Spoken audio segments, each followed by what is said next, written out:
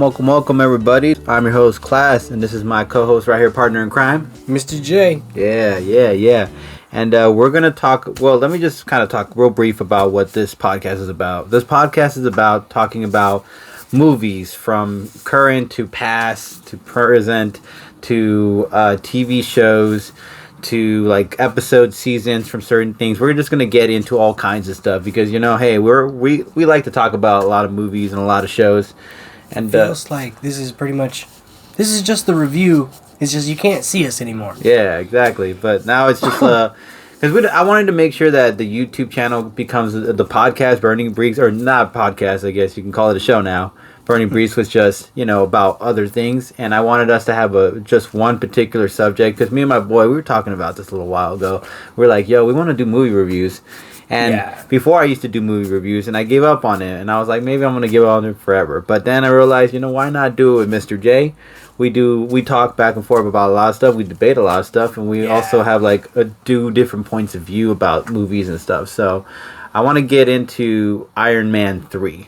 Now, it's a topic because a lot of people said the movie was kind of a failure for the, send-off. Well, I mean, a lot of people didn't like it. There was a lot of problems with it. And, I mean, don't get me wrong. I know what they're talking about. I understand as far as, their complaints about the Mandarin and just the story arc in general. I understand what their issues are. But I wouldn't say it failed completely. No, it's the problem is the things that the movie people did miss the mark on. It was big things, and it was big enough to where it made the movie itself look bad. Obviously the key thing is the Mandarin. The Mandarin to Iron Man is, I want to say, what the Joker is to Batman. Yeah. Yeah. And their whole rivalry and their whole fight is magic versus science, A lot of people know that in the comics, the Mandarin has the 10 rings of power, which, are 10 rings that he wears on each individual finger, and each one gives him a different power and ability. Yeah. I can't really tell you what those abilities are, but I know he's got 10 of them, and I know each one's a different one. Yeah. That's a lot of power. No, for one individual to have. Yeah, and I mean at the same time, when you see the adaptation of it, Ben Kingsley, Ben Kingsley was pretty great. He was sounding menacing. It was really convincing. And then the little twist that they decided to do, that he's an actor. Yeah, it's just pretty dumb. Yeah. They've actually had 2 plot twists in the movie. I can't remember the second one. It was another one, but it wasn't as shocking as Ben Kingsley being the Mandarin, or not being a Mandarin, but a theater actor. Yeah. And I mean, but don't get me wrong. I actually love the concept of Tony searching, being a detective, trying to figure out what happened to a certain individual, to a certain soldier. But I just didn't see why they added the kid when they were never going to mention the kid again. I actually all the stuff. I thought it was pretty cool that they put the kid in there. I thought it was. It's set up for a different character. I feel. Yeah. I feel like they could bring him in.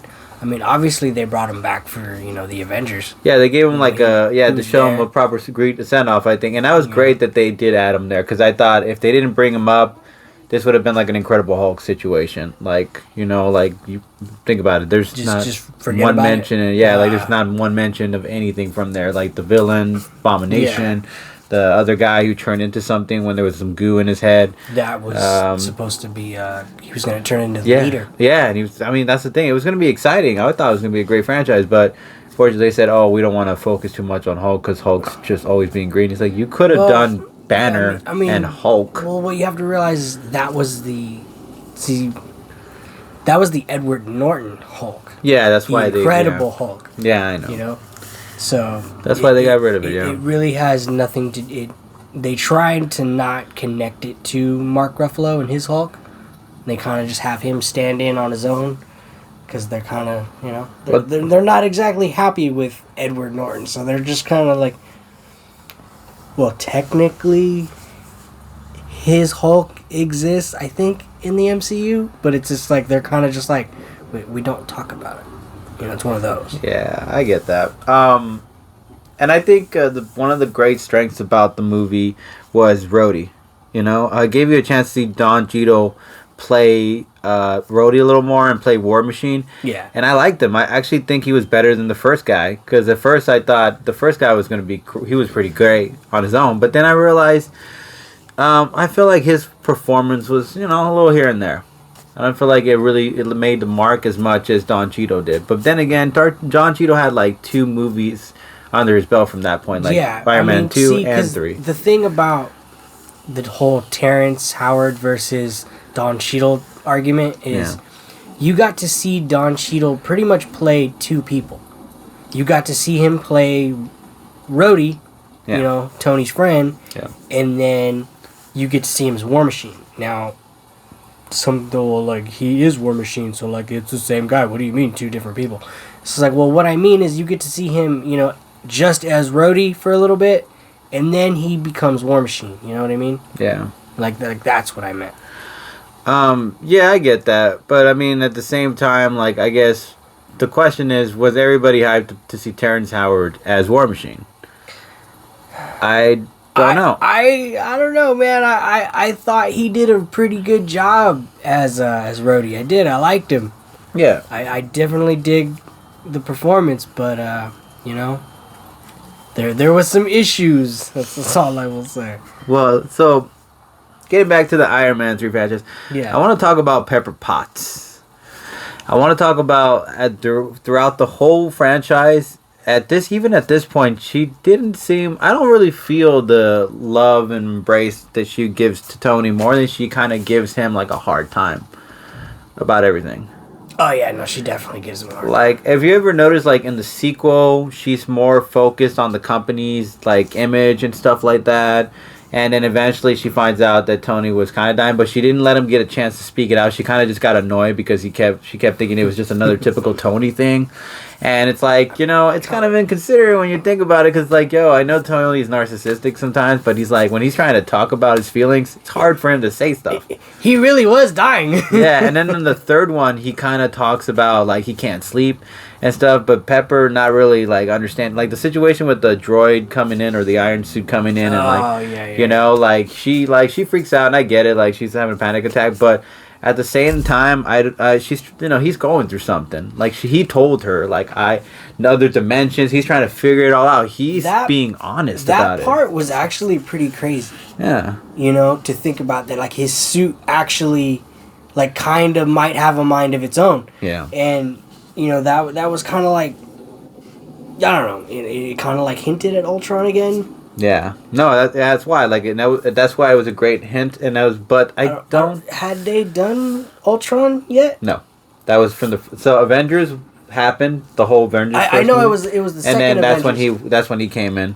That's when he talks about his anxiety attack, and I thought that was a great development, by the way. The whole idea and concept of him having anxiety, even though he's a narcissistic person, thinking, like, he said, me having anxiety, and him growing as a person, realizing that, yes, you're big. You found out things that you never realized in your whole life. I thought it was actually you might think you can handle a smart move by the writers. Yeah, absolutely. To put such a real issue. Yep.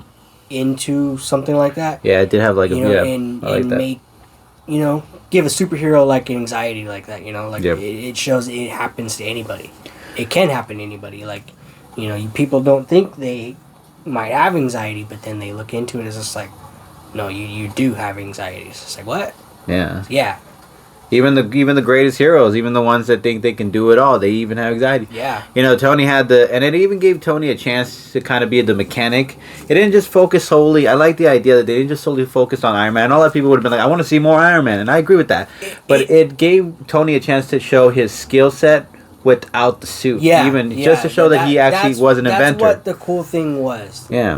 Like they called him Tony the mechanic. Yeah, the mechanic is like stuff. He fix things, right? So fix it, and then he's like, so fix something up, or he's like, oh, okay. He's like, oh my good, okay, got it, thanks, kid. Yeah. It's like, and I love the connection between him and that kid. It was funny. Yeah, no, so hilarious, dude. You want to know why? Because we're connected. Yeah. He was still a smart ass, you know. He was still Tony Stark. It was great. I love that. The banner, all the that's what was cool. It was that you got to see Tony Stark. Yeah. Rather, I mean, yeah, no, Iron Man's cool, and that's kind of why we show up to the movie and to see him in the armor. But it was just cool to see Robert Downey Jr. play Tony Stark more than Iron Man, because I mean, it's different. Yeah. No, and honestly, it was a step up, and I don't know how I feel about the villain. I did love Guy Pearce as the villain. He was great, menacing, but I just didn't think that the hype that got to the end was good. Yeah, no, I felt like it just fell a little flat. It's just like, what? It was just Yeah. It was a big gamble, and I don't know if it really paid off. Yeah, no, I mean, there was some good highlight moments, a little plot twist that like the Iron Patriot had the president in there, that was cool, and like there was a lot of strategical, clever, evil, like Mandarin like qualities there that they just kind of decided, hey, we should just blow it on a guy that turns into something when you cut his arm off and he heals or something, and it blows up when you cut his arm off or something. Well, like, the cool thing about those two fighting was that, he could destroy any of Tony's armor. Really, there wasn't much he could do. Yeah. Tony really couldn't fight with him because it seemed like he could fight better. Yeah. And, he was just, like, destroying his suits no matter what, because, his hands were so hot. Yeah, he would just destroy the suit. Yeah, it cut through like butter. Yeah. Yeah, it was pretty bad. Yeah, and that was the interesting part about that guy. And then all of a sudden, Pepper Potts, like this. Okay, so I'm gonna just end it on this note. I want to end it on this one. Pepper Potts becomes automatically this super badass, and she can jump and do flips and smash things and use a hand and blast. She's literally okay, let's talk about Iron Man 1. When did she show any skill set?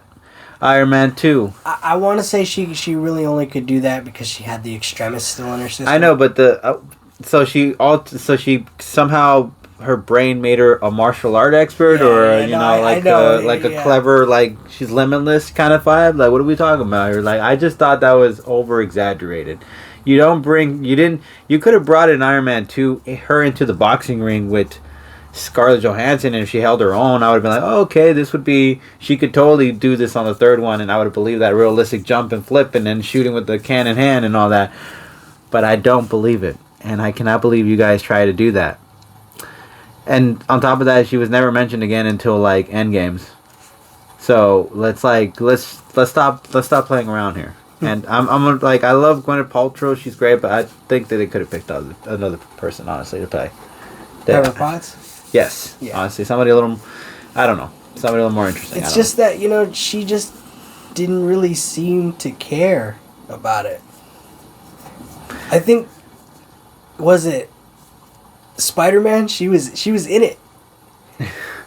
She was like at the very end, but she was still in it. And Jon Favreau was telling her, yeah, no, we were in Spider-Man. We're at the end. She was like, what? I was in Spider-Man? Dude, you haven't seen that? No, dude, that's hilarious. Bro, look it up. I'm telling you. Yeah, no, it's funny. Thank you guys so much for listening to our podcast, No Strings. The music played in this today was by Full Stack. A song played was called Radio Wave. And special thanks to the No Pressure channel for supporting this podcast. Catch you guys later. Peace.